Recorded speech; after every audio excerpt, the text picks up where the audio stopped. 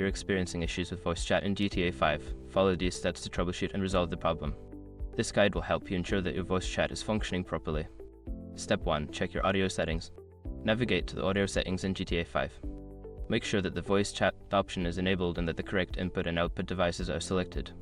Adjust the volume levels to ensure they are not muted or set too low. Step 2. Update your drivers.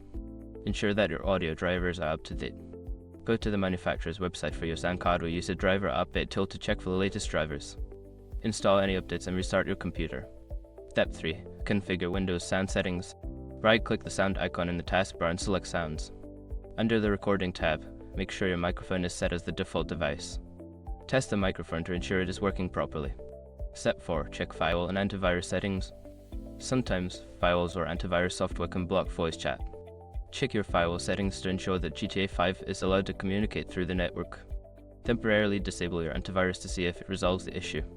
Step 5. Restart the game in your computer. After making the necessary changes, restart GTA 5 to apply the new settings.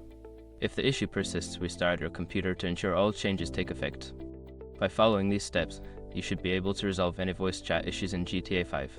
If problems continue, consider seeking help from online forums or the game's support team.